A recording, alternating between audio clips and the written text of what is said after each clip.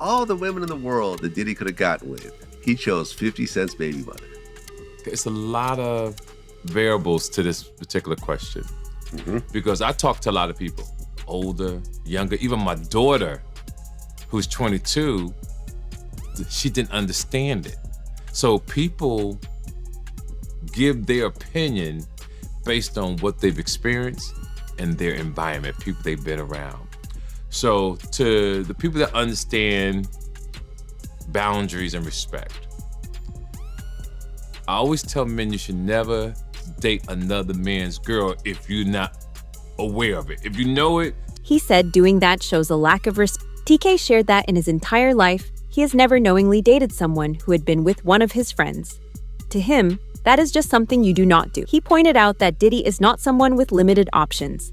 He has fame, money, and access to people all over the world. Because of that, TK believes the decision to get involved with 50's child's mother was not an accident. In his view, it was intentional, especially since Diddy and 50 had ongoing issues for years. He went after the baby mother of one of his rivals. Exactly. Someone who had been taking shots at him for years. Absolutely. On purpose. And he went after her knowing that they had beef. Right. And slutted her out. Slutted her out. Just slutted her out. Slutted out. Having a whole basketball team run a train on her. Totally and did. I just totally the whole agree. thing, right? Totally agree. Right. But his reputation from when he worked at Uptown, I'll be sure's girlfriend.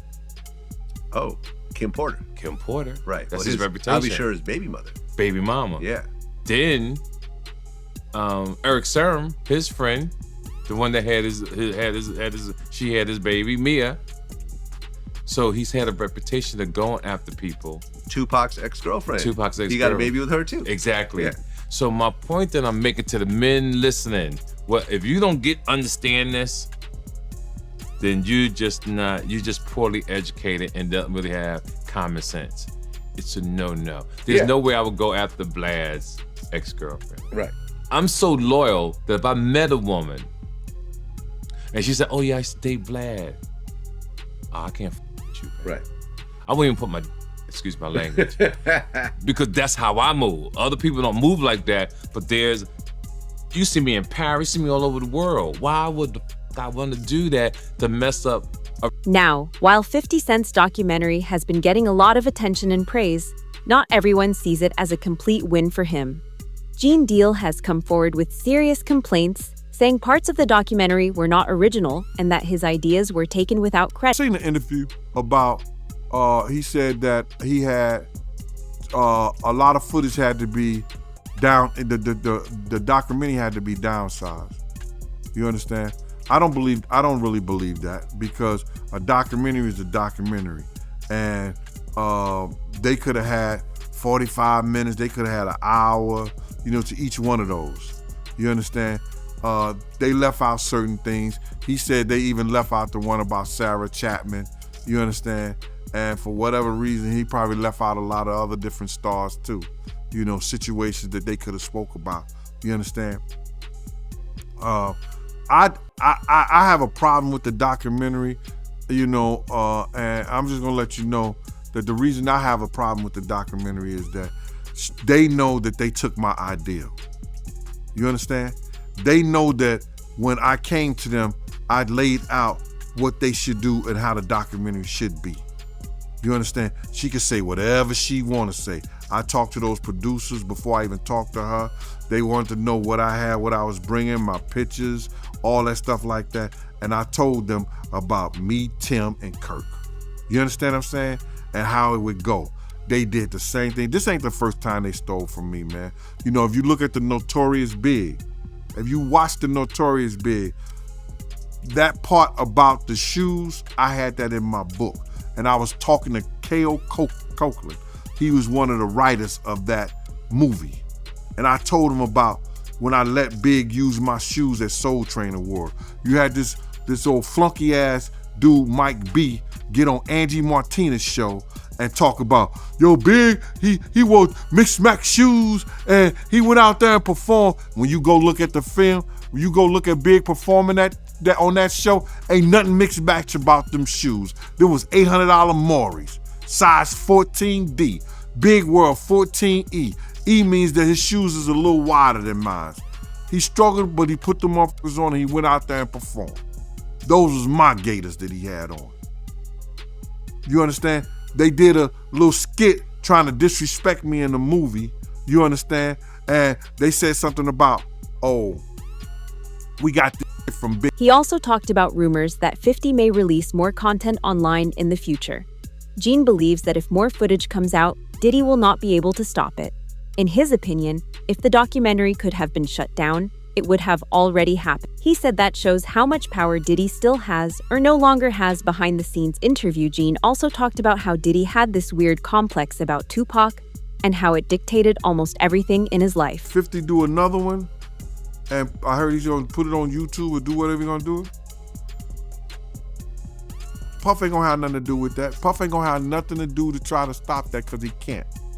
Because if he could stop it, it would have been stopped. You know why he can't stop it? Because Puff know people right there at Netflix. Don't think he don't. And I don't know if this guy still worked for them, but he was part of the Flavor Unit, Shaquem. He was part of the Flavor Unit. He was good friends and he was cool with Puff and them. Flavor Unit and them, Queen Latifah and them, they was cool with Puff. If Puff would have sent a cease and desist over there and they could do it and he had the power and they wasn't right, they would have been done it. You see it's still rolling, right? It's still going on, right? He ain't got that power no more. You understand? Now, could he sue them because they use his likeness or use something and stuff like that? I don't know. I'm not that versed in they using him.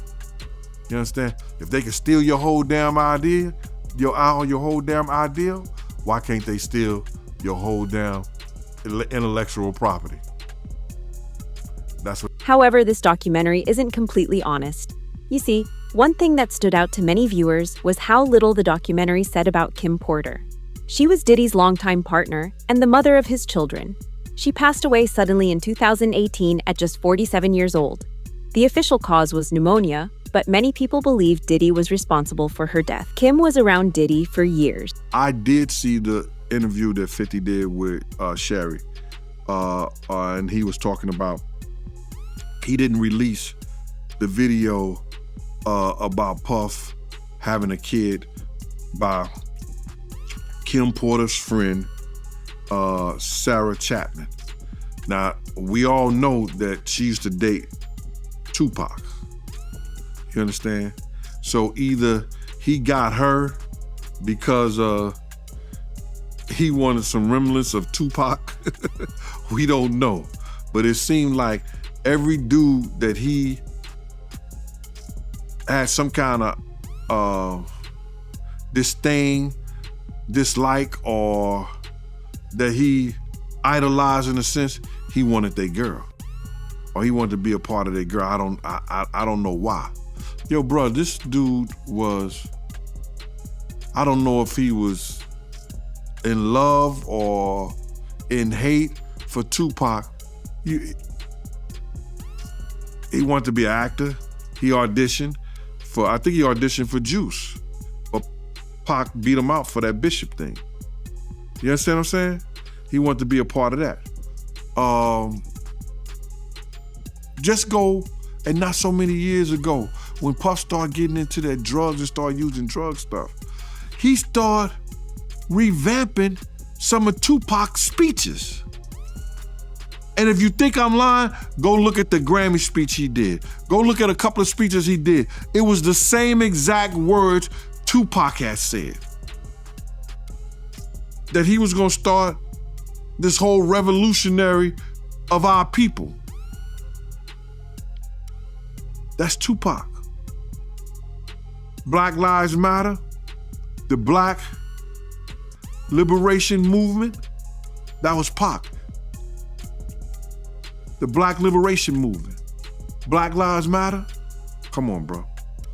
This dude, everybody know that he had some kind of, I don't want to say disdain taste, but he had some kind of,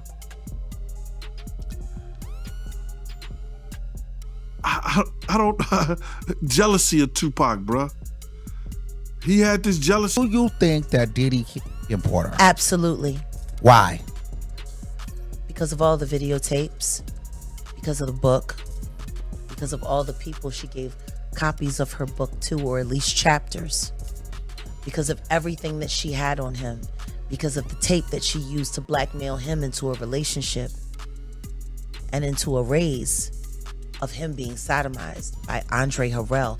And I am not saying that allegedly, because I heard her and Kim Moore talking about it in the booth of the bathroom while snorting cane. I have a book, and that her book was about to come out. And she was talking about all the perils, everything that she went through in the music business and with Diddy. All the men that they slept with together, because there were men that they slept with together. There were swinging times that they slept with together.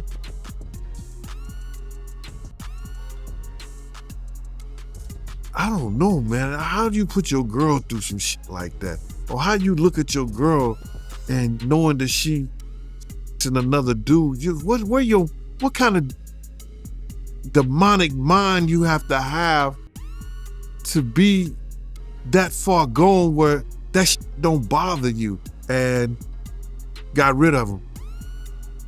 They swimming with the fishes. Wow, man. So she was about to expose all that in her book, them sleeping with men together. She was gonna expose everything. I heard it was tell all. Yeah, that's crazy, man. Just curious, right? Did you know that Diddy and Kim had that type of relationship back then in real time? Yeah. Yep. Because I know somebody personally that lives in Atlanta that was swinging with them, and I would never mention his name because he's a good brother and he knows my family down there. You know, he knows my family down there, and I would never, put his name out there like that. He's been in the music business. He done put a lot of groups, A-listed groups out there. Especially A-listed groups from Atlanta. It was the other day they just did a whole thing with the girl that he was dating was the one that was putting the wiretaps and all of that out. It was a clear case. She came, hey, I was the one who was doing the wiretaping and all of this, right? The tapping. So I knew about this before she came out and said that she was the one that was doing it. I was sitting there like, damn, he know everything she doing. He know her conversations. I'm sitting there like when I'm sitting there right there next to him, when I'm hearing them saying, this is what Shakira Stewart was saying to Kim Porter on the phone that made him mad. That made him so mad at Shakira Stewart when he went to L.A. Reid party, hit him with the chair. You don't think if he hit a man with a chair for dating this girl, they gonna have a fight at home too. You know what I mean? That's why, they say he busts her nose up on the boat. And have you ever been to Sandro Pay's see a brother play a mandolay? Remember that was in his song? I need a good woman next to me. So then it happened in what was it, Sandro Pay? Like that island. And then he bust her nose. They tried to make it seem like she slipped and fell. She slipped and fell and broke her nose.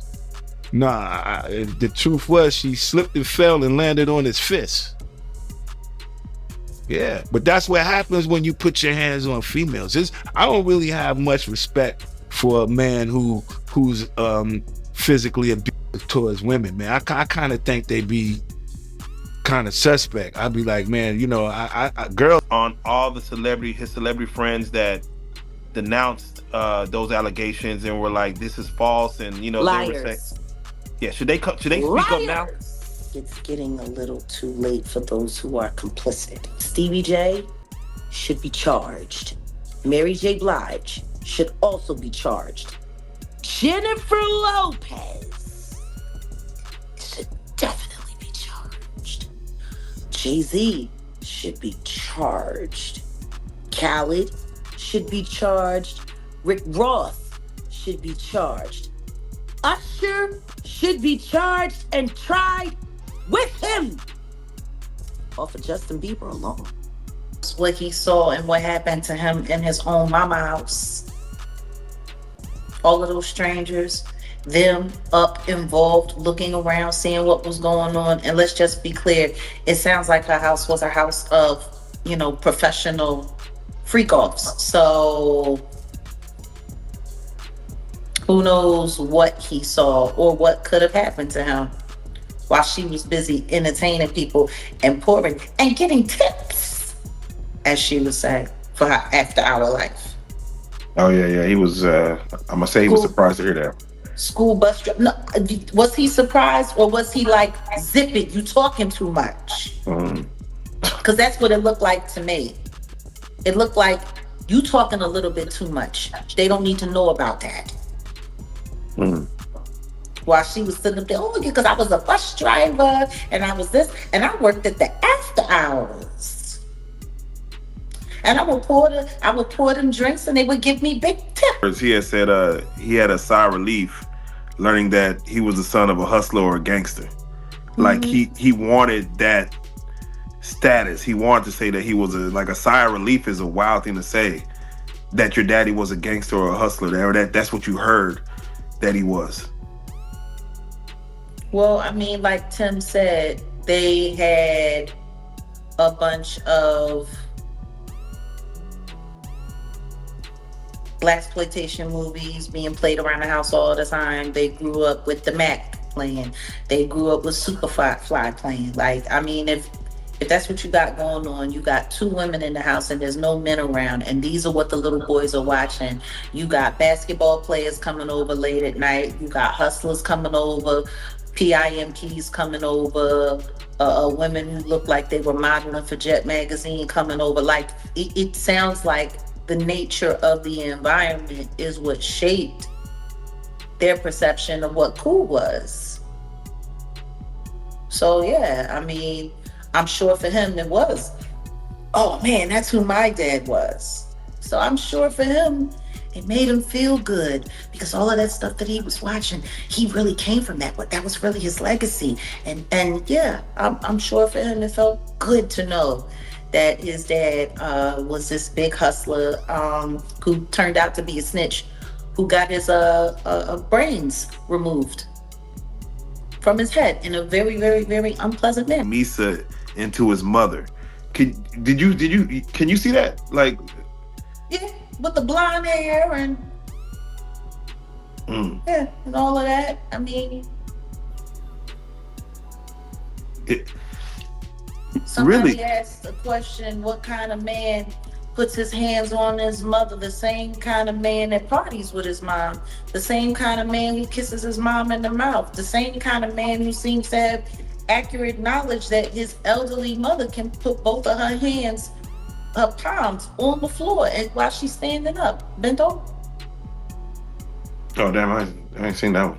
Oh. You never seen the Instagram video when he was talking about how his mom is still young and spry and how she still liked to party and how they was getting a IV drip? Oh. Damn. And she was kissing him in the mouth on the video when he was like, yeah, my mom can bend over and touch the floor with her palms. No. It's a very, very, very weird relationship. He seems to be having, and again, I know the freak offs that his son is there. Like, it seems like he likes to get down with his kids. Yeah.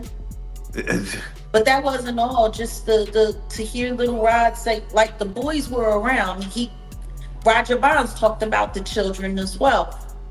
What kind of parenting relationship is that? But then again, that goes back to the conversation of Lori Harvey, Steve Harvey's daughter. It was all known that she was spotted in them streets with Justin, and then she was spotted in them streets with Diddy, and they all tried to sit there and pretend like that wasn't what it was. Like, I don't know if anybody has not noticed, but ever since Diddy got pinched, they've all been trying to pretend Like all of the stuff that we seen that happened, that they was all involved in, didn't happen. If Lori Harvey was hanging out with, and it's kind of weird, like the whole relationship with Justin looks weird. He looks like Mini-Me with Dr. Evil. It's weird. Like, why are there people? Why is there sexual behavior going on? And why are people naked in front of their kids, G? Doing all kinds of stuff. And meanwhile, Misa's running around making comments about how she don't like the way that Eric Sermon was depicting her in the documentary. You don't like the way you're being talked about in the documentary. You don't like the fact that, because see, it wasn't Gene Deal, because Gene Deal said he wasn't there, and thank God that he was able to admit that. Kirk Burrows did say that he was there and present when Diddy was beating the brakes off of Misa and putting the feet to her up underneath the car.